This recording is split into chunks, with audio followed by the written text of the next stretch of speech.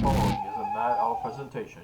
Hi everybody, it's Raul. Welcome to another episode of the Closing Tag podcast. This is episode 13. The name of the episode is Karl, Stop Harassing Employees and Get Back to Work. Yes, we touch on the whole Activision Blizzard fiasco. Apparently, Portland Trailblazers no longer own the worst PR department in the world. So there's that. We also talk about Simone Biles, talk about a wrestling organization known as All Elite Wrestling, or AEW. We also talk about just kind of chillaxing and taking time to yourself to focus on your mental health, because that seems to be a thing right now. And plus, I just came back from a vacation, so there's that. But yes, it's a great time. It's an amazing time for the podcast, and I'll tell you more about it towards the end of the episode. But just know that we now have 3 sponsors for the podcast. The first being Galactic Blue, your professional web development, graphic design, and logo design resource. Visit galacticblue.net for more information on how your business can benefit from our services. Telltale Heart being number 2, the award-winning short film that's just annihilating every single independent and short film festival there is. Visit telltalemovie.com for more information on that, as well as a new sponsor for the podcast, this one being Junk or Treasures. Contact Junk or Treasures today at customer service at Jort Inc. That's JORTINC.com for this website that's going to be coming up very soon. And with all of that, I now present episode 13. Karl, Stop Harassing the Female Employees and Get Back to Work. I know it's a mouthful, but anyway, have fun.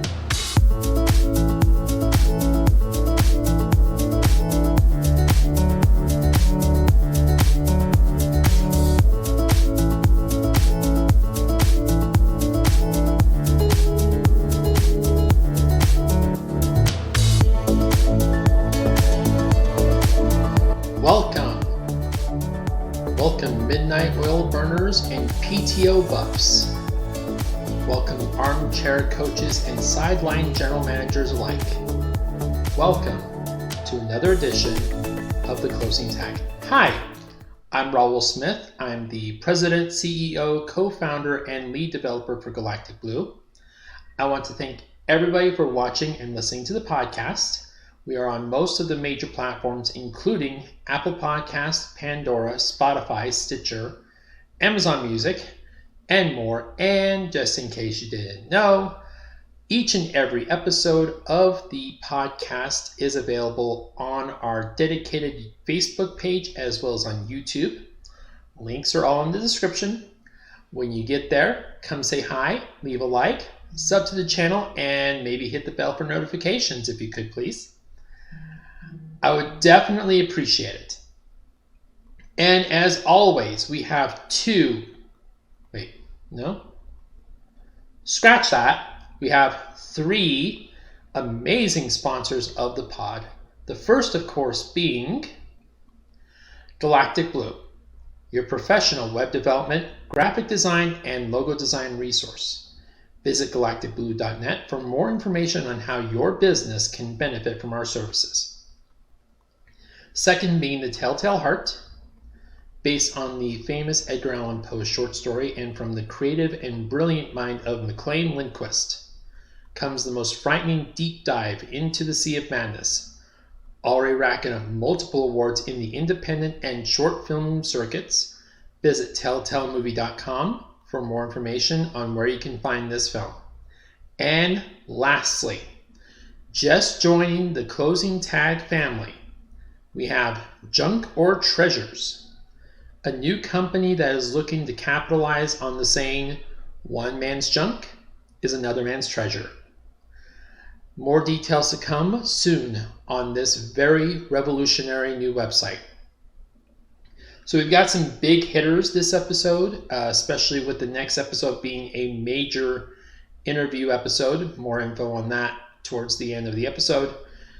And usually we like to start with tech news, but I figured I'd change things up a little bit and start this episode with a white hot rant that I've been holding on to for a hot minute now. So let's not waste any more time.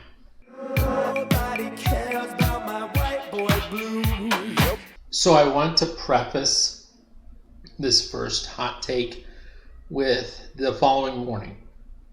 There may or may not be some graphic content in there. You've been warned.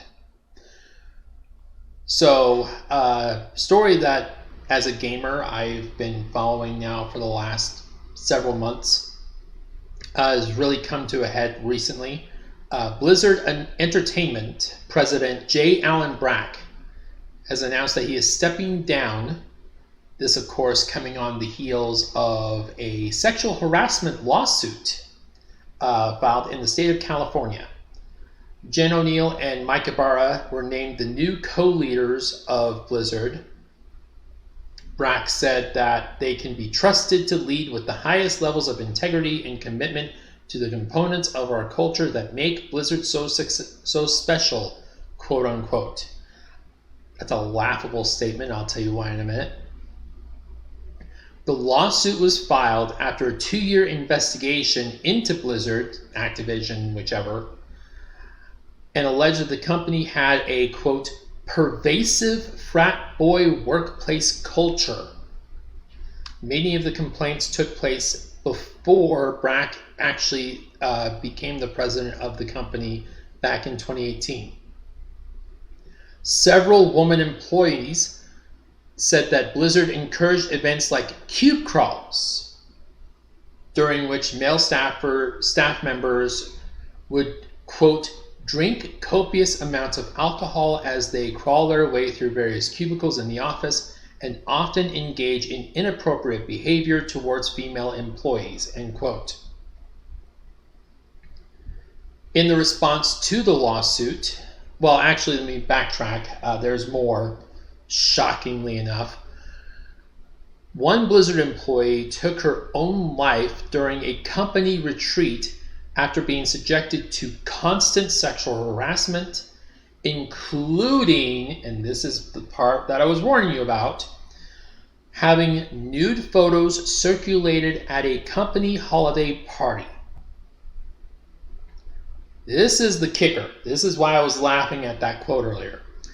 In response to the lawsuit, Activision Executive VP Fran Townsend told employees in the email that the claims were, quote, distorted and untrue, adding that it was truly meritless and irresponsible.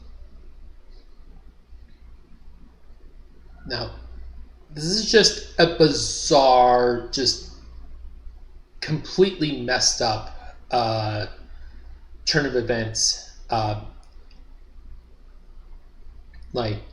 not even reading from a script at this point. This is my own personal feeling. I didn't have time to type up my thoughts. So if it sounds like I'm at a loss for words, it's probably because I am. I have been an employee of, I'd say, 5 or 6 companies in the last 20 years, including my time with the Internal Revenue Service, several web developer jobs, and I can honestly tell you every single one of those employers have training, sexual harassment training, that actually says that this type of behavior that Activision is being accused of is wrong. And I always joke and say, well, I mean, I'm going to go in for my annual common sense training, because to people like me, it's common sense, it's common decency. You don't pass around nude photos on company time. You don't even look at nude photos during company time. you don't even look at like even remotely sexual, images on company time. And you most certainly don't go around and harassing female employees like the way that Activision has been accused of, whether you're on company time or not. And the fact that these people have been doing it for seemingly 4, 5, 6 years is baffling to me. But what's even more baffling is the fact that these people have been getting away with it for the last 5, 6, 7 years. I honestly could not even begin to imagine what those employees that have to put up with this are going through. I mean, one of them, you heard me say it in the press release, took her own life.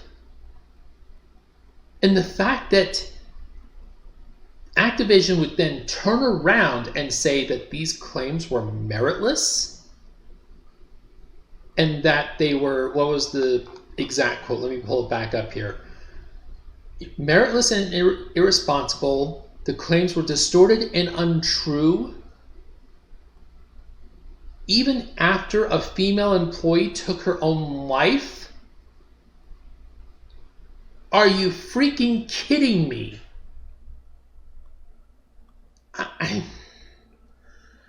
This sort of thing, with companies, not holding themselves accountable. I mean, yes, I've worked with Amazon.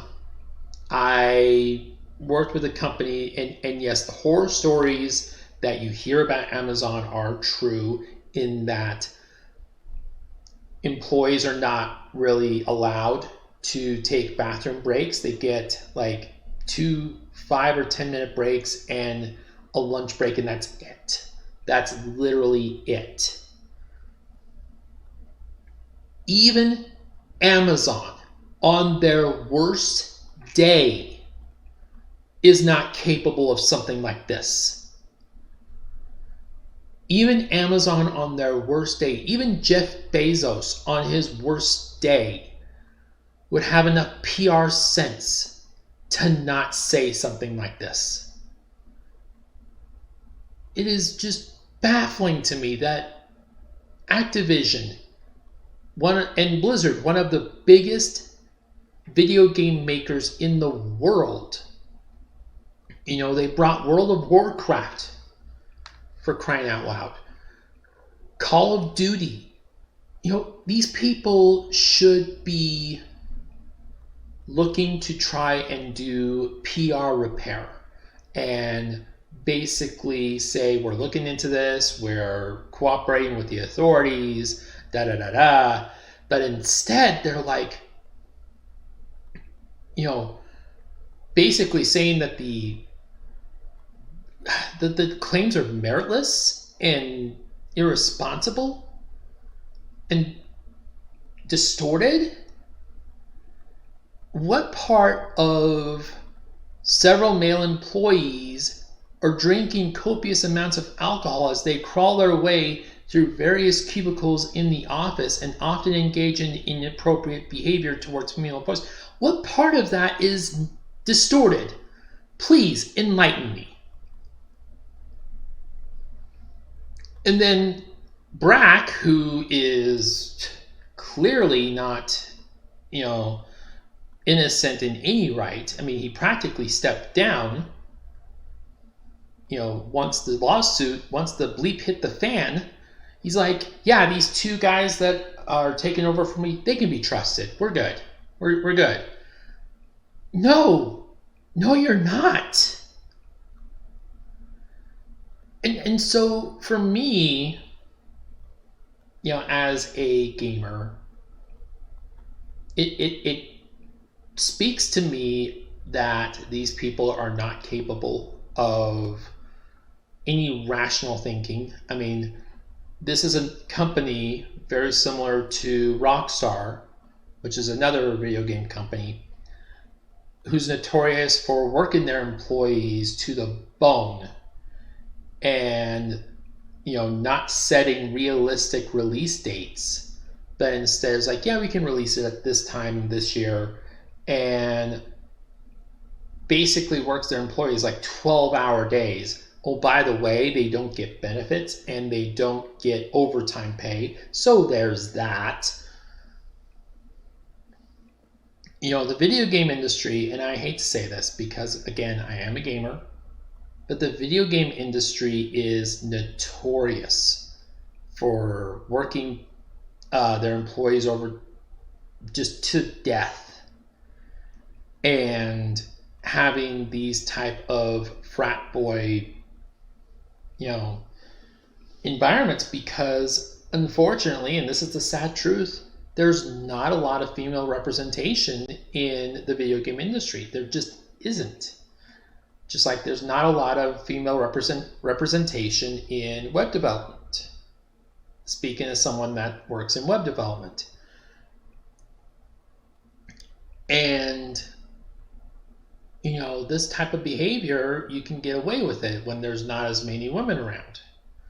But according to this lawsuit, it's being filed by at least a dozen women over the years.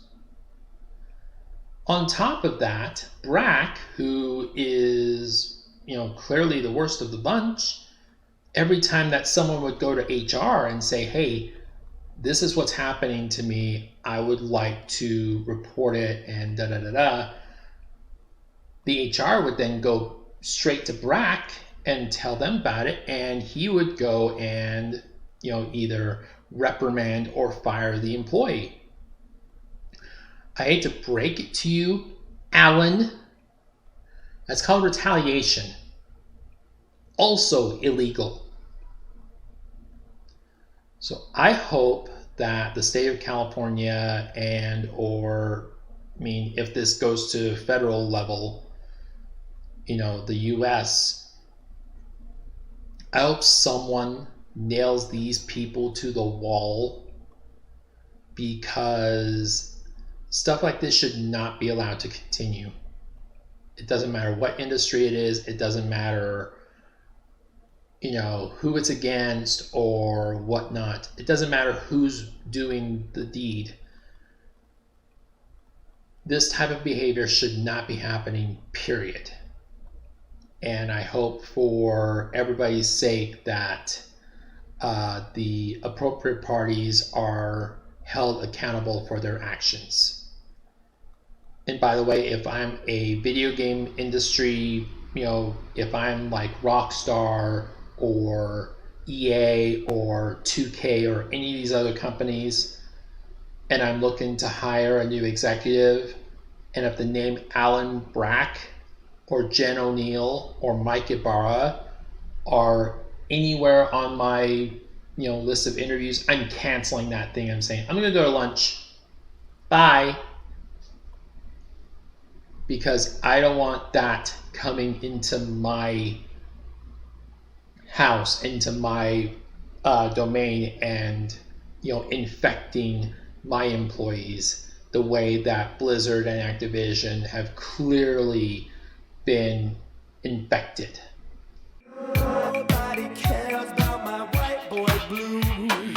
So like many of you listening, I've been following the Olympics, even though I've publicly on my personal Twitter voiced my opinion on why they should have been canceled.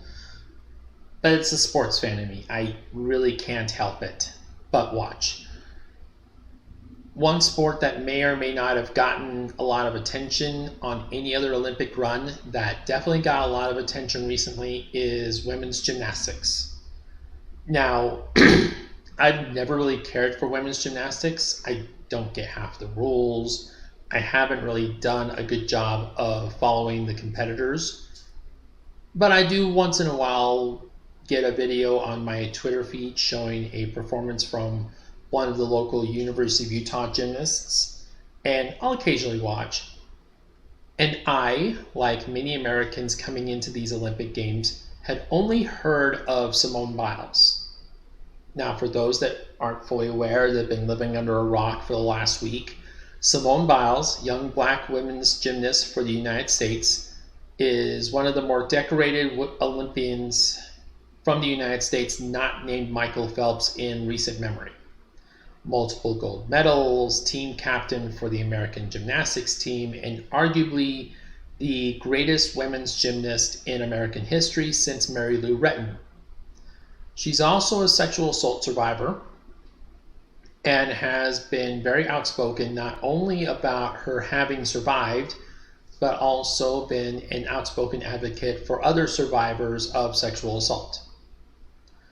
Well, this Olympics, Biles made national headlines for something other than her great gymnastic prowess. After seemingly hurting herself on the vault during one of the Olympic events, Biles pulled herself out of the remaining U.S. women's gymnastics competitions, citing mental health and having the faith that her teammates can pick up the slack. And of course, all the armchair gymnast coaches who have such a high tolerance for other people's physical and mental pain took to Twitter outraged by her actions. Oh, how can she possibly pull out of the Olympics? Just suck it up and be a better role model for little girls everywhere. I would never have quit on my team the way she just did. Okay, skipping the fact that the Olympics probably shouldn't even be happening right now, let's address this whole be a better role model mantra. I, like many others, could argue that by taking the time to address whatever is bothering her, and trust me, I'll get into taking mental health into account later in the pod, she is being a better role model. She's addressing the need to focus on her mental health. And in a country that is rotting at its very core because we don't take enough time to focus on our individual or collective mental health, Simone Biles is telling young girls that it's okay to take time to focus on you. I mean, who cares if you win another meaningless gold medal? All those accomplishments don't matter if you don't take the time to enjoy it. I mean, last time I checked, Simone Biles has at least 4 more gold medals than the people that are making these ridiculous statements. So sit down, just chill, go in the corner. The adults are talking. Let's also blow right past the possibility that, once again, this would not be an issue, in my opinion, if this were a white woman with no history of sexual assault. The fact that Biles is as outspoken as she is about sexual assault makes her an easy target with all the Fox News incels who probably spend a good majority of the BLM movement last year telling black athletes to shut up and play ball. I mean, this is the new shut up and play ball. Shut up and get my country another gold medal. First of all, America is not entitled to jack. It's an international competition. Other countries have stopped bowing down to the U.S. a long time ago. If she had pushed through, gotten hurt, and cost the U.S. the gold that way, you probably would have criticized her for pushing herself too hard. Second, Simone Biles owes you, me, this country, or anybody else absolutely nothing. She's won gold medals. She's a valued member of the U.S. team. She's already an all-time great at her craft. She doesn't need another gold medal. She doesn't owe anyone anything.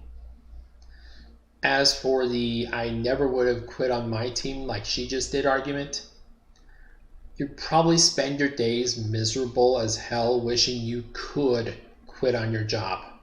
These are the same people that are way too comfortable telling other people to just suck it up and work for minimum wage at McDonald's. Tell you what, I'll make you a deal. The minute you can work for 6 months at Amazon working 12-hour days with little more than a half-hour lunch break sandwiched in, and can still make the argument that she should have sucked it up and not quit, I'll listen to that argument. Also, you're the exact same people that for months threw a hissy fit over wearing a mask at a grocery store. So again, sit down, chill out, go in the corner. The adults are talking. Now, I don't want to end this rant on a negative note, so I will say that it is very refreshing and nice to see other professional athletes, celebrities, Olympians, and regular people like you and I show their support on social media for Simone Biles. It's amazing to know that there are 3 times as many people out there that understand what she's doing and support her as there are people criticizing her. She doesn't need to prove anything to anyone. But by bowing out and giving her teammates a chance that they might otherwise not have gotten and focusing on her mental health, Simone Biles proved that sometimes the ones that are the most vulnerable and the most open are the ones that are the bravest of us all. Simone Biles, legend. Enough said. Hey everybody, Raul Smith here with a major update on the closing tag site build. If you've been following me on Twitch at twitch.tv/galacticblue1, you'll notice that we have come a major long way from the most recent update, which was a few weeks ago. We've now got the links for all of the pages, the external pages for the closing tag up and running. We've got the privacy policy in place. We've got a contact form just about ready to go. There's a few design and functional elements left before I can sign off on that. We're going to be importing the archives and the about page probably within the next few weeks, as well as shoring up any remaining design flaws on the home page. For more information and for more updates, please visit the twitch.tv/galacticblue1 channel or follow me on Facebook at Galactic Blue US or on Twitter at Galactic Blue 1. Hope to see you guys soon. So a few episodes back, I talked about World Wrestling Entertainment and the troubles that they are seemingly facing. By the way, huge shout out to Wyndham Rotunda, otherwise known as Bray Wyatt. Hope you land on your feet. Today I'm focusing on one of the lesser known wrestling organizations in this country, and that is a company called All Elite Wrestling, or AEW. Now, anytime you talk to the online wrestling community about AEW, you quickly find that it's a very polarizing topic. Many are just not a fan of the style of wrestling that AEW provides. Some are quick to claim that AEW is a glorified independent wrestling promotion and not worthy of the designation of being the number 2 promotion in the country behind WWE. Some are even almost offended whenever you point out that AEW is probably the closest thing WWE has had to proper competition since the days of World Championship Wrestling back in the 90s. And while the company is only 2 years old, rest assured, AEW is competition to WWE. Anybody that can force WWE to pay, with all due respect to the guys I'm about to mention, talent such as Dash Wilder, Scott Dawson, Mike Bennett, Luke Gallows, and Karl Anderson, the type of insane money they were getting, guaranteed 5-year deals, just to keep them from going to said company, then sit them at home and do nothing with them, that's competition. Make no mistake about that. The same people are not exactly fans of letting wrestlers like Cody Rhodes, Nick and Matt Jackson and Kenny Omega be the executive vice presidents of the company. They compared Cody Rhodes' influence in the company to that of Jeff Jarrett in Total Nonstop Action Wrestling, despite Cody having only main evented a grand total of 2 special events, formerly known as pay-per-view events. They refer to the Jackson brothers, better known as the Young Bucks, style of wrestling as Flippy Bleep.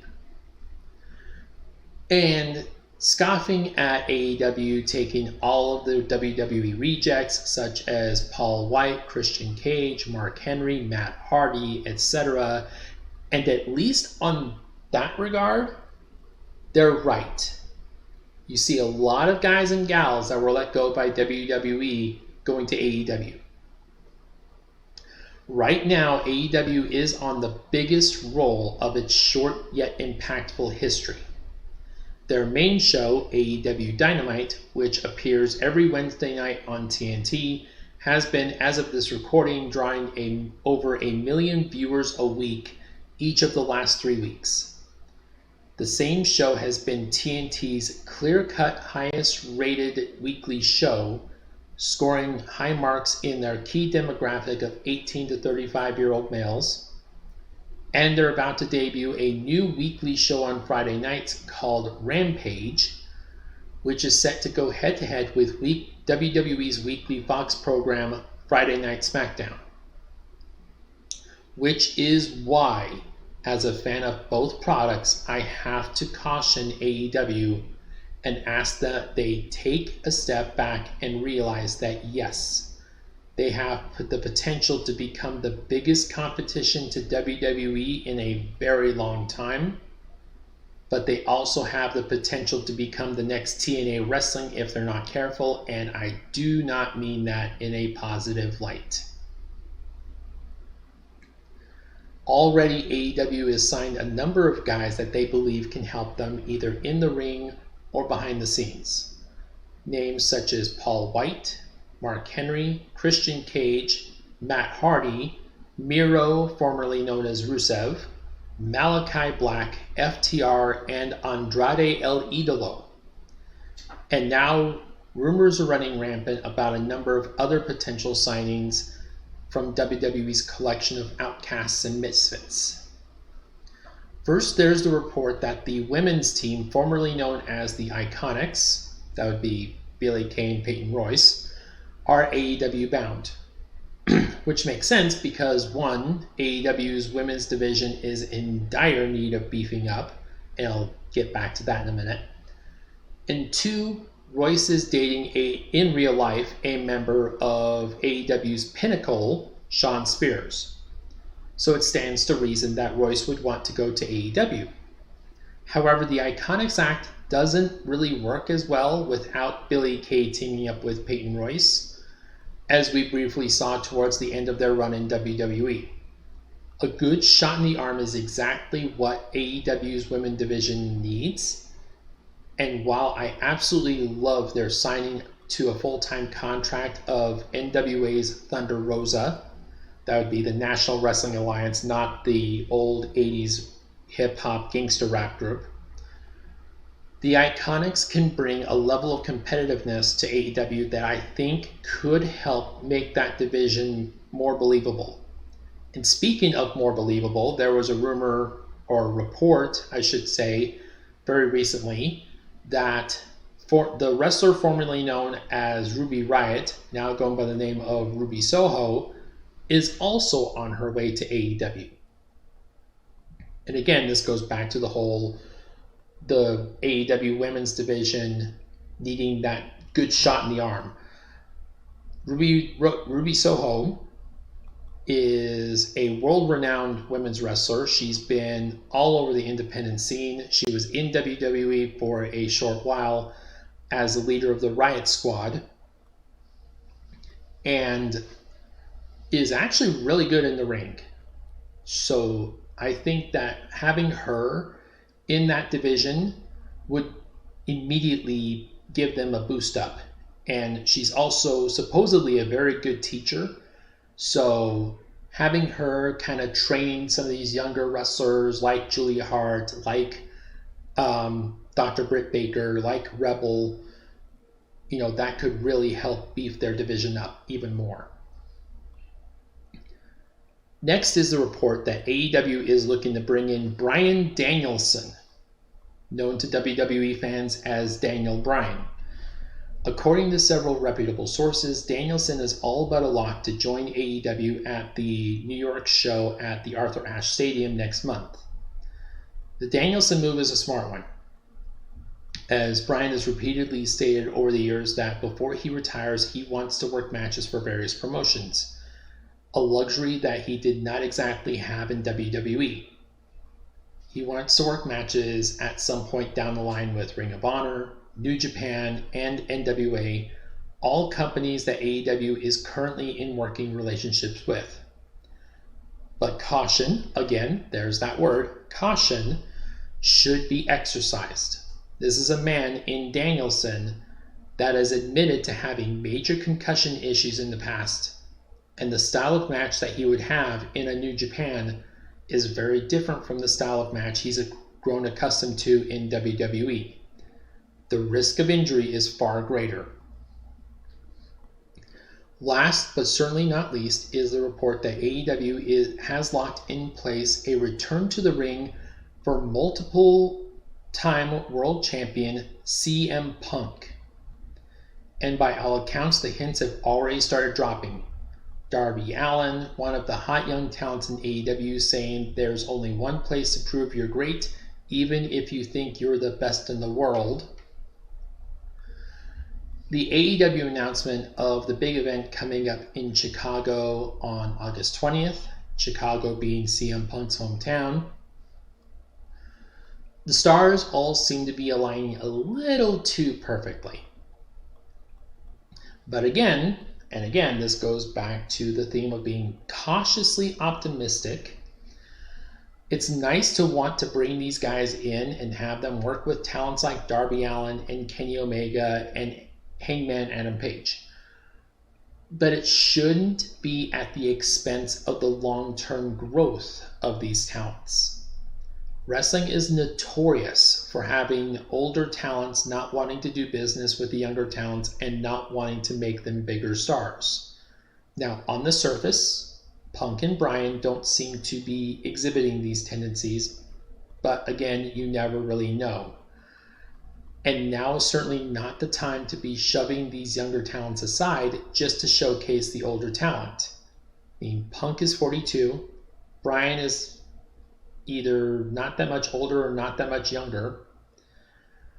Both should be brought in and showcased, yes, but both should also understand that in order for AEW to exhibit long-term growth, they will need to showcase the younger talent. I mean, take John Cena's recent comments about the Fountain of Youth recently, for example. Him saying that WWE can't keep relying on older talent if they want to have much of a future. AEW can be the greatest number 2 promotion in the United States in over 20 years, but it can also be a national embarrassment. And the line between the two is much thinner than you may think.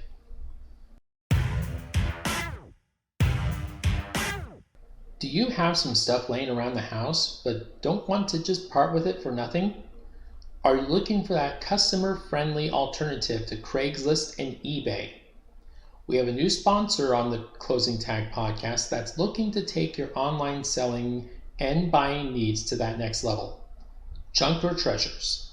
Contact them today at customerservice@jortinc.com. That's customerservice@jortinc.com.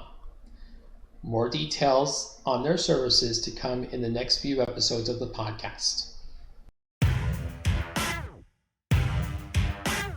So, full disclosure, I do like to try to keep myself busy. It's been a problem of mine for as long as I can remember, even before I started working in web development. It can be great when I want to try and get like 100 things done at once, but it can also be a hindrance. For example, my busy bee attitude has caused me to lose sight of a number of things. It's also caused me to get burned out a little faster than most people. But I've also learned over the years when to take it easy. I had some important items coming up recently and started to get a little stressed, a little burned out. And trust me, especially in web development, burnout is very real and very pervasive. So I decided to take a week to myself to go visit family and friends, but mostly to go out and see nature. Now, I will admit, I'm blessed enough to have that capability. Not everybody has that option. That's understandable. And if Simone Biles has taught us anything recently, it's that we all need to take time out of our busy schedules and make sure the things that are most important to us are okay, namely our health and our sanity.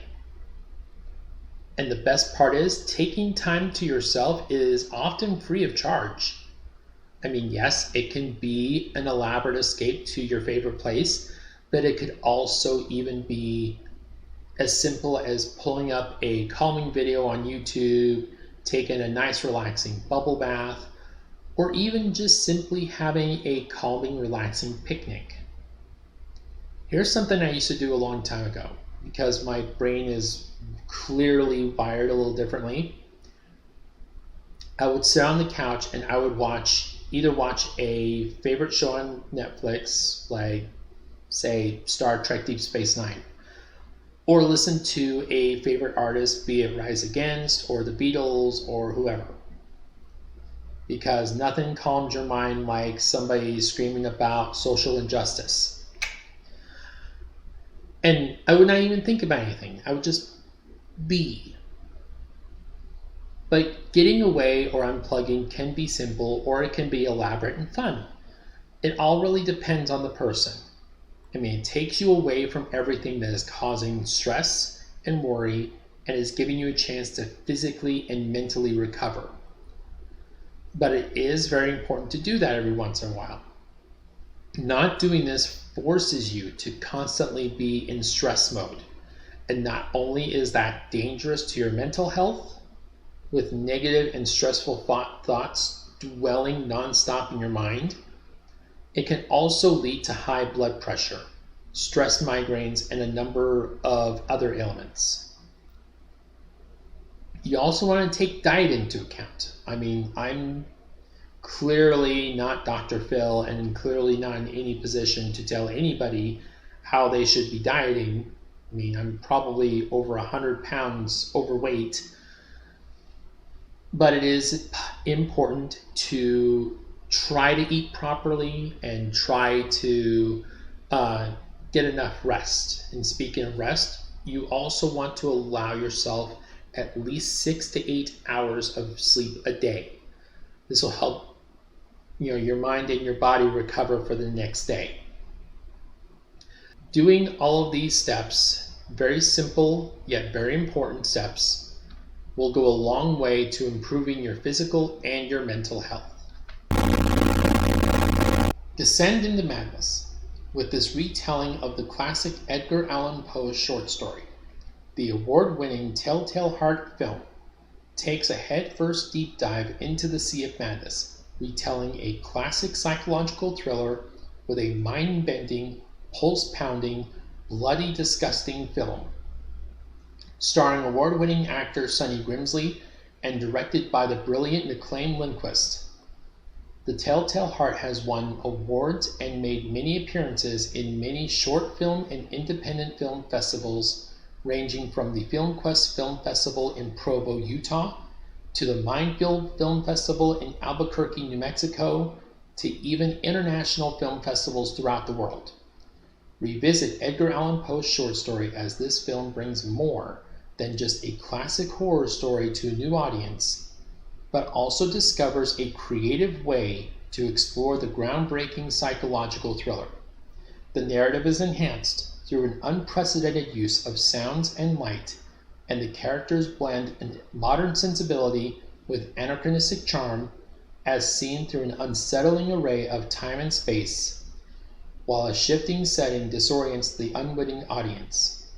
What is seen and what is heard leads a perplexed audience to ask, what is insanity and what truly constitutes reality? TelltaleMovie.com for more information on this brilliantly insane thriller. The Closing Tag is honored to have them as a sponsor of the podcast. And a very special announcement. The next episode of the Closing Tag podcast, we will be interviewing none other than the brilliant mad scientist behind the movie himself, McLean Lindquist. That's right. We are going to be chatting it up with the man behind the madness. You will not want to miss the next episode of the Closing Tag podcast. And with that, we are out of time for today. I want to thank each and every person that is watching the archive videos on YouTube, downloading the pod, or even checking us out at our new Facebook page. Links are all in the description. Every view, every download, every listen counts, so thank you as always. A reminder that this podcast is sponsored by Galactic Blue, your professional web development, graphic design, and logo design resource. Visit galacticblue.net for more information on how your business can benefit from our services, as well as The Telltale Heart, the independent short horror film that's just sweeping all the film festivals right now. Visit telltalemovie.com for more information on where you may be able to find it in your area, as well as Junk or Treasures. Contact customer service at Jort Inc. That's JORTINC.com for more information on this website coming soon. If you would like to help sponsor the podcast, we don't have a Patreon, but I am open to suggestions. Hit me up at Raul at theclosingtag.com. We're on Apple Podcasts, Pandora, Spotify, Stitcher, Amazon Music, and many other podcast providers.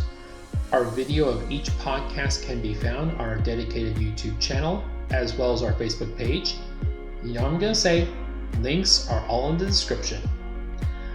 Thank you guys again for listening and for watching, and remember to always include your closing tags.